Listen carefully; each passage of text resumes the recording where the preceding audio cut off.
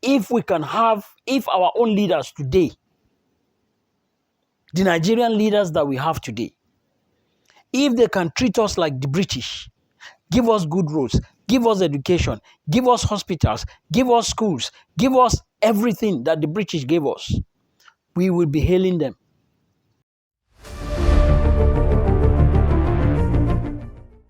Hello everyone, I hope this video meets you well. It's another day, and I hope that wherever you're watching from, it's a beautiful day on your side. Right, I just want to make this very, very quickly. Hopefully, I can get the message across. And like I've always said, it's the same topic, Nigeria. You see, I believe so much in separated one Nigeria. The potential that we have, that we saw the benefits in the late 50s and early 60s.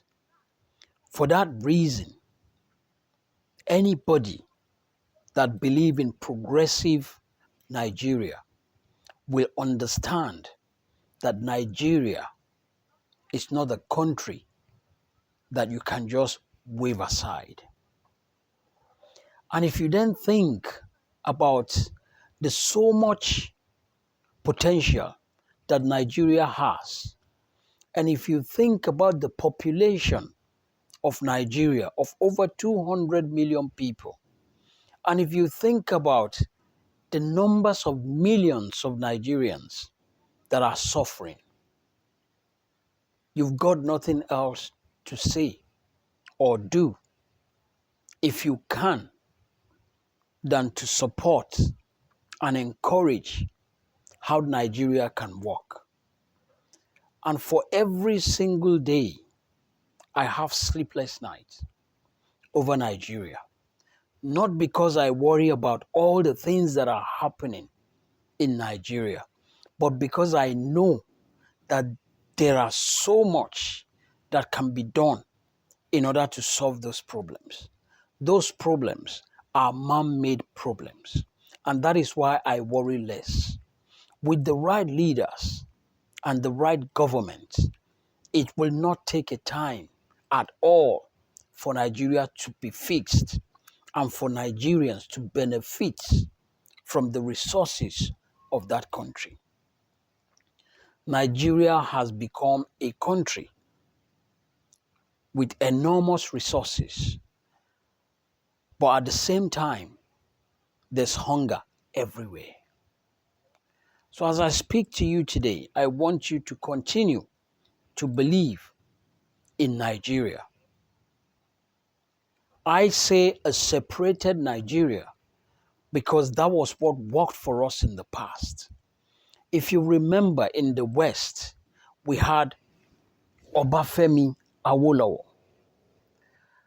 This man here had a vision, not like the leaders that we have today that are visionless, that can hardly see beyond their arm's length. These leaders, Obafemi Awolowo was so visionary that he thought about the best thing that you can ever give anybody is education. He worked out how we had the first TV station in Africa, right there in Ibadan. He used the money from cocoa to build one of the tallest buildings in Ibadan at that time. We are talking some 50 years back. Imagine what would have happened if the military did not intervene in 1966. How many of those cocoa houses or cocoa buildings would we have today in Ibadan? Education that so many of our current leaders, particularly in the West, benefited from. And up till today, as I speak to you, that policy, that mentality is in the head of most Westerners, that their children have to go to school. All thanks to Obafemi Awolowo. And this is the ethos, this is the kind of mentality that we must have progressively in order to take Nigeria to the next level. We, the Nigerian people, if at that time, 60 years back, 60 something years back, if our mentality can be so changed that we understand how we can progress in life and what can be given to people in order to make them progress. In Southwest, we had free Western education, free health services. It's not everybody that are fortunate to have money to send their children to school. It's not everybody that is fortunate to be able to treat their children when they fall sick. But that system at that time gave whether poor, rich, anybody the opportunity for you to get those services. Again, thanks to Obafemi Awolowo. We had in the north, Sir Ahmedu Bello. This man there is one of my, one person that I always admire. I know a lot of people say he's ethnic bigot. I completely disagree. The simple reason is because at that time, we have parliamentary system of government, regional system, where every region look after itself. The North look after itself. And that is why you hear him at one time saying Northerners first. Yes, that is how it's supposed to be. A Northerner first. That is the responsibility of a leader who is a Northern regional leader. His people first. Chief Obafemi Awolowo did the same thing in the West. And then we had the East. Before going on to the East, Sardauna in the North. I grew up in the North. I saw many, many good things that was happening. Going to school, you will see company will close. You will see more than 500, 1,000, 2,000 people coming out of a massive company. We used to have the textiles. We used to have the groundnuts. We used to have the cotton from the north. What happened to all that? We have the southeast. Nnamdi Azikiwe contributed in that. But the main man of the southeast was Okpara, a young man of 39 years old, did wonderfully well to make sure that the southeast, from their palm kernel, from their coal, from their palm oil, and the rest, and every region was developing at a rapid speed. And if that had carried on, believe you me, today, Nigeria, as a separated Nigeria, would have been the best or one of the best in the world. TV station in Africa, earlier, before France. Look at where France is today. Look at where Nigeria is today. While France is growing and moving forward every day, Nigeria is still battling with bandits, criminals, Boko Haram, and the rest. No progression. In those days, you can travel to villages. There are roads that link you to village. It's always a good thing at that time, after all the hustles and bustle of the town. Come Christmas or come Salah, you go home and you meet your family. Today, that is gone. All those roads that were available in the 60s and 50s and 70s and 80s, between 90 and now, those roads have grown weeds and trees. You can't even go to the village. Or you can now go to the village or get to the village, or how you can get there today is by using Okada. What kind of a country is that? Rather than progressing, we are not even in one place. We are regressing every single day. And we say we have leaders. It's a shame. These people today will be so disappointed in the kind of leaders that we have today, because that was not their vision. That was not what they see. Today we had leaders that can hardly see beyond their arm's length.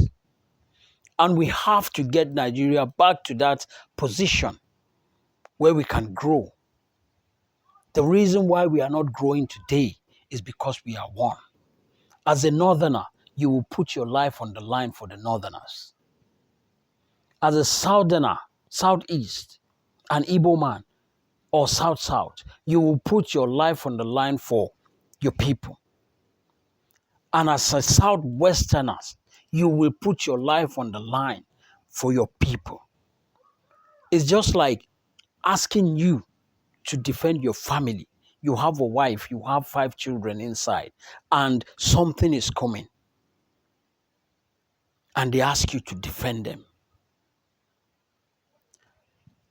How would you, or what would you do if those women and those 5 children are not yours and they ask you to defend them? And that is exactly what is happening today. They ask an Igbo man to go and defend a Hausa man, a Hausa man to go and defend an Igbo man, a Yoruba man to go and defend an Hausa man. When the bullet is coming, they duck. Because those people they are meant to defend are not their people. So if we go back to that parliamentary system, regional system, let everybody look after itself, and Nigeria will fly. Today, we have leaders who are also colonial masters. When the British were colonizing Nigeria, life was fun. Life was good. You know why? Because when the British were colonizing Nigeria, they have empathy. They have human sympathy. And they want progress.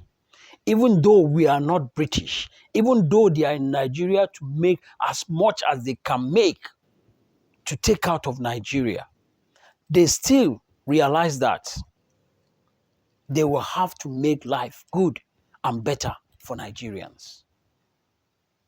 If the British are building rail that will be bringing goods from Kaduna, from Kano, from every part of the country to Lagos for them to ship it out, they still remember and understand that these people are human.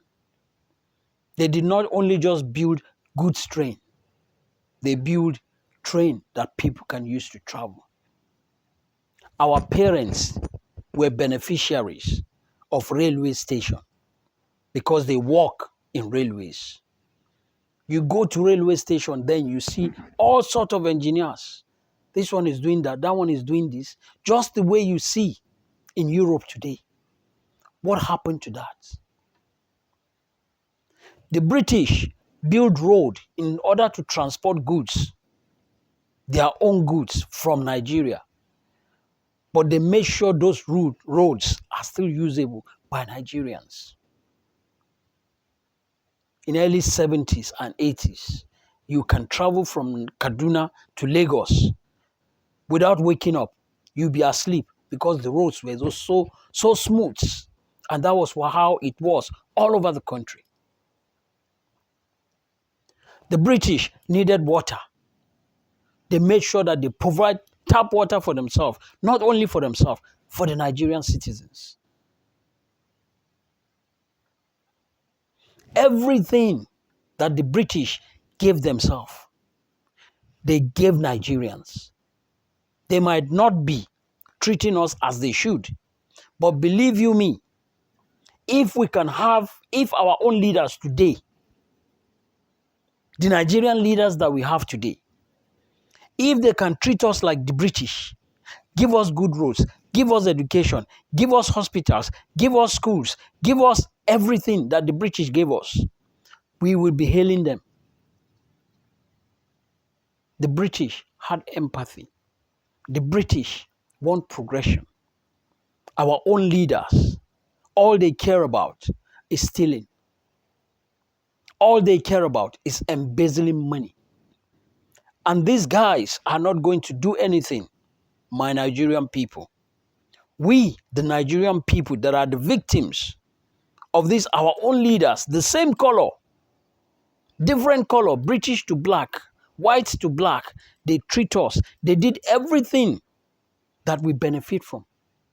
But our own people, all they care about, the whole road is being destroyed, dilapidated.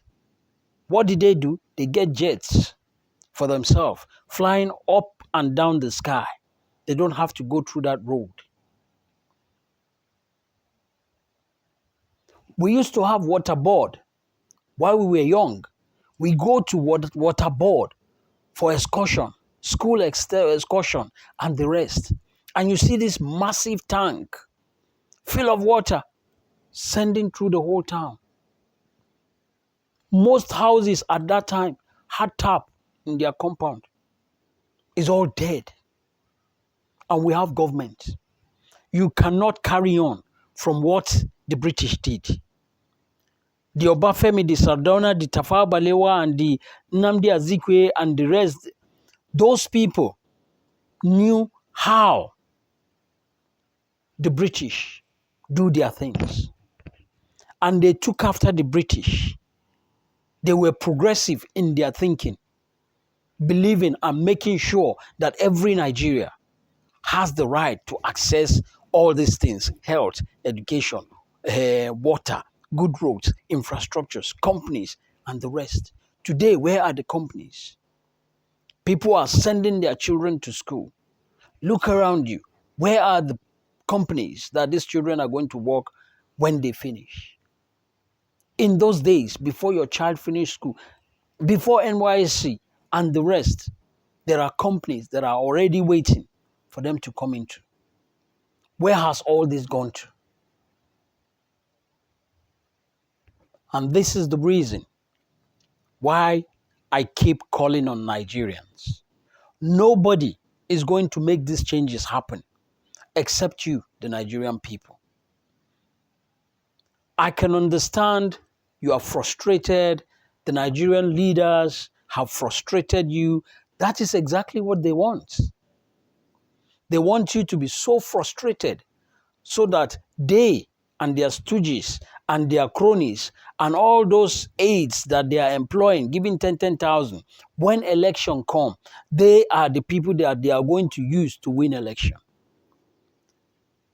But where they fail, that you, the Nigerian people, not need to rise up to, is that no matter the number of aides that they employ, they cannot be as many as the true Nigerian people. And all we need to do is for you, the Nigerian people, to rise up and take back what is yours. Don't get discouraged. If there's one thing you will do as a Nigerian, whether you are from the east, the west, the north, the central, it doesn't matter. Do one thing and tell your children, I participated in Nigeria, one way or the other. Get your PVC. Whether you are going to use it or you are not going to use it, get your PVC. Very soon, that PVC will be very, very useful. The Nigerian government and our leaders, they have the guns. But your own gun is going to be your PVC. We all have to come in and work together in order to take Nigeria from where it is now to where it needs to be. It is very, very possible, my people. You see all this corruption that is going on, police on the highways, collecting bribe left and right, our leaders, our judiciary, all these things are small problems that can be solved with the right leadership and the right government. But it's not going to happen except you, the Nigerian people, stand up. As you are watching me today, you will be in a community. The only third road you have is the state third road that pass across your community. Every single community, you will see beautiful houses, but you will never see a third road. All these roads are meant to be tarred annually. For as soon as communities start growing, that road needs to be tarred. And until we have a government that will understand that rule of law is the number one priority. When we have rule of law and we put our foot down on anybody that trample on this rule of law, use them as an example. Nigerians are fearful. You use one person as an example, believe you me, the other people will sit right. We just need that leader, that courageous leader, who is going to put his life on the line for the Nigerian people. Yes, he might get killed. But once we get it right, then we will get to where we need to get to. Thank you very much. Share this video. If you haven't subscribed to this channel, subscribe to this channel because we need this message to go as far as possible. Nigeria can be changed. Nigeria can get better, but it will not without your input. So sow your seed today for you to harvest a good Nigeria tomorrow. I'll see you on my next video. Thank you very much.